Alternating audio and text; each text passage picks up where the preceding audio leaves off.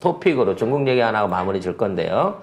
BBC 기자를 연행해서 구타를 했다고 하죠. 심지어 이거 동영상이 찍혀가지고 동영상이 퍼졌어요. 돌아다니죠. 네. 그러면 일부러 퍼뜨리려고 본보기로 해갖고 찍은 거 아니에요? 누가 때려갖고 불법 행위를 하면서 그걸 찍어? 네. 아이고. 뉴스 한번 보겠습니다. 네, 중국 시위를 취재하던 영국 BBC 방송 기자가 현지 공안에 붙잡혀서 몇 시간 동안 구타당하다가 풀려났다고 합니다. 그리고 이게 앞서 말씀드렸듯이 유튜브나 소셜미디어에서 이 관련된 영상이 확산했는데요. 그 동영상을 보면 이 기자가 등 뒤로 수갑을 찬 채 바닥에 넘어져 있고 공안 4~5명이 그를 끌어내는 그런 모습이 또 담겼습니다. 근데 저는 이해가 안 되는 게, 네. 물론 이제 이런 행위가 있으면 안 되죠. 외국인, 그것도 기자를 중국 공안이 저렇게 이제 함부로 대할 수 있는, 더군다나 BBC야. BBC야. 물론 공안들이 BBC가 뭐 하는 데인지 몰라서 뭐 치킨집인 줄 알고 그럴 수도 있죠. 근데 일단 이 취재진에 대한 이런 폭력이 중국 안에서 일어난다고 하는 거는, 이거는 상부의 정치적인 용인이 없으니까 도저히 불가능합니다. 그래서 예전에는 외국인들이 이렇게 이제 취재를 나가잖아요. 그러면 보통 3명, 4명이 따라 붙어 가면서 취재하고 있는 외국인을 같이 취재를 합니다. 이걸 그렇죠. 체증을 해요. 그렇죠. 그래서 아마 이제 이 사람이 체증을 하던 과정 중에 절대 들키지 말아야 될 무슨 취재가 있었던 것 같아, 나는. 그래서 그걸 저지하던 과정 중에 이런 물리력이 행사가 됩니다. 그러니까 중국은 여러분 생각하시는 것보다 공안이 훨씬 많아요. 쉽게 말해 정복, 사복이 있는 것처럼. 근데 중국에서는 사복공안은 주로 이제 대학생들이라든지 교회라든지 자국민들 감시하는 데서 활동을 하고요. 그리고 외국인이라든지 공직자들 같은 경우에는 정보공안들 자체가 공개적으로 졸졸졸 따라다닙니다. 그러니까 약간 이제 어찌 보면 보디가드 같지만 사실은 그 사람 행적을 감시하는 거거든요. 근데 지금 상하이가 굉장히 심각할 정도의 현재 코로나 봉쇄를 겪고 있어요. 네. 그러니까 중국이 이제 시진핑이 자리를 잡았습니다만 아직까지 권력이 시작된 건 아닙니다. 내년 2월달, 3월달에 이제 전인대를 해갖고 거기서 추인이 끝나야 그때부터 정식 임기가 3기가 시작인 거거든요. 그래서 지금 이제 임기 말이야. 그래서 이제 아직 남아있는 동안에 어떻게 해보려고 쉽게 말해서 시진핑 연합은 아직도 막아보려고 하는 일부 잔존 세력들이 있기는 있어요. 그래서 그런 데는 전부 다 코로나로 다 묶여 있습니다. 상하이도 그렇고 텐진도 그렇고 심양도 그렇고 이런 지역은 실제 코로나가 심해서 지금 묶여 있는 게 아니야. 중국은 공식적으로 하루에 1,000명에서 2,000명밖에 발생 안 해요. 제로 코로나에 가까운 상황이거든. 14억 중에 2,000명이 뭐 없는 거나 마찬가지야. 그러네. 그럼에도 불구하고 이런 강력한 봉쇄뿐만 아니라 외국 언론에 대한 통제까지 하고 있다는 거는 이게 심상치가 않다는 거지. 무슨 얘기냐면 일단 코로나로 인해 갖고 도시 봉쇄는 돼 있어요. 그러면 심지어 안 내보내줍니다. 그리고 입고 쓰는 거 먹는 걸 못하게 하죠. 그리고 검역한다는 이유로 한밤중에 들어가고 소독을 쳐요. 그러니까 아까 그 한동훈 뭐 압수수색은 양반인 거지. 갑자기 들어가고 소독을 해야 된다고 그러면서 집안 살림살이부터 옷 가지고 뭐고 다 끌어내가지고 그 소독한다 시고 약을 쳐버립니다. 그 안에다가 연막탄 같은 걸 쳐버려요. 못 쓰게 만드는 거야. 살림살이 자체를. 그리고 살아있는 사람한테도 소독약 뿌려요. 방역할 때 보면. 그럼 그게 실제적인 방역이냐? 아니라는 거야. 정치 보복인 일종의 테러인 그런 방역들이 더 많다는 거지. 그러니까 뭐 걔가 뭐 공무원이라든지 안 알려졌지만 상하이방에 핵심적인 역할을 하고 있는 사람하고 연관이 있으면 그런 테러를 당할 수 있다는 거야. 방역 테러를. 그래서 지금 중국은 코로나 상황을 제로 코로나라고 선언해놓고 이렇게 정치적으로 악용을 하고 있어요. 그를 통해 가지고 공급망이라든지 반시진핑 기업으로 찍혀 있는 기업들에 대한 일종의 파산을 몰아가고 있는 상황인 거거든요.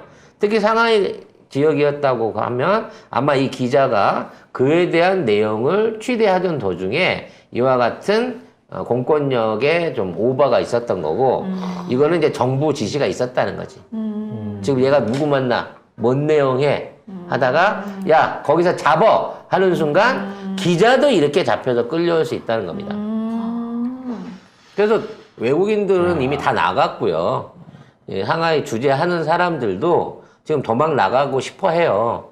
근데 못 나가게끔 도시 외곽을 철저하게 봉쇄를 당하고 있는 거죠. 그러니까 저 안에서 21세기에 어떻게 그것도 상하이 같은 세계적인 도시에서 어떻게 그럴 수 있을까 싶은 일종의 정치 학살이 현재 중국에서는 진행 중에 있다라고 이해를 하시면 됩니다. 네. 그래서 이제 뭐 요즘 일각에서는 뭐 시진핑 뭐 공산당 반대 집회한다 뭐 그런 얘기도 네, 있거든요. 그런 얘기 많더라고요. 속임에 속임. 해봤자 집에 가면 그날 밤에 바로 방역 당합니다. 네. 자고 있는데 들어와서 농약 같은 어머. 독한 소독제로 온 집안 살림을 코팅을 해줘 버린다는 거죠. 이렇게까지 하기 때문에 시진핑의 사녀님은 뭐 당연할 것 같고요. 뭐 군사 반란이 일어나든 뭐 암살 같은 뭐 이런 사태가 일어나지 않는 이상 근데 중요한 건 송 작가님은 아는 이 사실을 중국 사람들은 몰라요. 그렇게 당한다. 알죠. 알아요?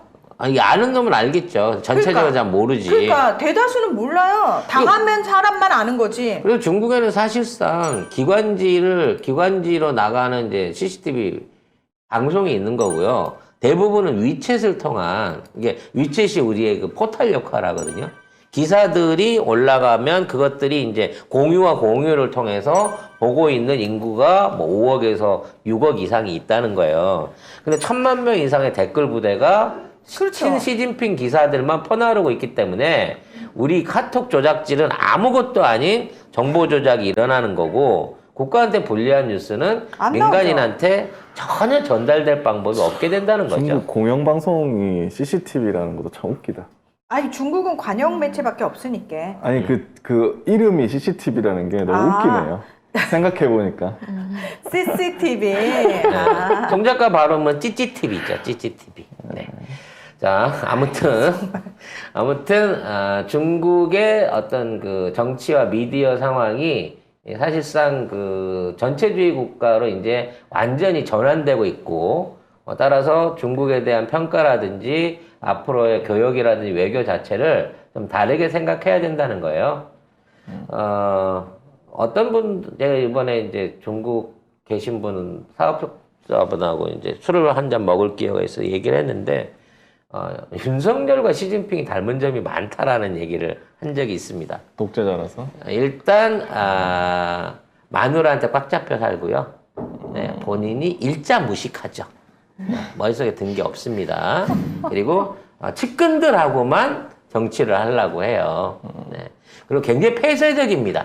외부적으로 안 드러나는 거죠. 그래서 뭐 조목조목 따지면 뭐 돈 욕심도 많고, 뭐, 사생활에 대한 비밀도 많고, 과거 행적에 대한 비밀도 많은데, 딱 한 가지의 차이가 있어요. 그 차이가 뭐냐면, 집권력입니다. 진짜 시진핑은 집권을 통해 갖고 자기가 뭔가를 이루고 중국을 바꾸고 뭐 물론 그게 자기 개인적인 욕심이더라도 지금에 있는 자리에 집착하는 강력한 집권력이 있어요. 그 힘을 바탕으로 해서 오랫동안 진짜 평생을 걸려서 음지에 있던 시진핑이 지금 중국의 권력을 완전히 틀어쥐고 14억을 발 아래 두고 있는 황제의 위치까지 오른 거예요. 그거는 본인의 운도 있었겠지만 그만큼 의지, 그 집권력이 없었으면 하다는 거죠. 그래서 지금의 저만큼 탄탄한 권력을 굳혔다는 겁니다. 근데 윤석열은 집권력 자체가 없어요. 대통령이 되고 싶은 마음이 없어. 그리고 대통령이 돼서도 뚜렷하게 뭐 하고 싶은 게 없어요. 마치 떠물려져 올라와 있는 꼭두각시 같은 사람이라는 거지. 그렇기 때문에 시진핑은 무슨 수를 쓰더라도 이 권력을 지켜나갈 거고, 그리고 그로 인해서 중국이 변화를 가져오게 될 가능성이 높지만 집권력이 없는 윤석열은 지금 있는 국정 운영의 위치를 지켜내지 못한다는 거예요. 따라서 윤석열의 정치적 수명은 얼마 남지 않았다라는 점을 가지고 동의를 했던 적이 있습니다. 그런 면에서 보면 윤석열이 게으른 게 나는 너무 고마워. 천만다행이다. 천만다행이다. 만약에 그 부분마저도 시진핑과 똑같았으면 우리나라는 끝장났다. 끝장났을 거예요. 그리고 걔네들이 지금 저지르고 있는 모든 그 시도하려고 하는 행위가 어떻게든 이루어졌을 거야. 하지만 윤석열은 절대 거기에 지가 나서거나 힘을 보태주지 않아요. 아니 힘도 없어. 그 관심이 없어 일단. 그렇지, 본인이 관심이 없으니까. 그러니까 윤석열의 죄가 없이 그 밑에 놈들이, 한동훈도 그렇고, 지금 이태원 참사 한동훈이 한 거 맞아요. 지금 경찰력 장악 이상민이 구상하고 하는 거 맞습니다. 그러니까 이와 같은 밑에 애들의 설치는 게 얼마 못 간다는 거야. 왜? 그 위에 가장 책임을 가진 윤석열이 강하게 뒤에서 푸시를 안 해주거든. 할 때까지 해봐. 안 되면 많은 거지. 그럼 네 책임이야. 이렇게 가고 있는 거기 때문에 결국 전애들은 붕괴할 수밖에 없다라고 결론을 낼 수 있을 것 같습니다.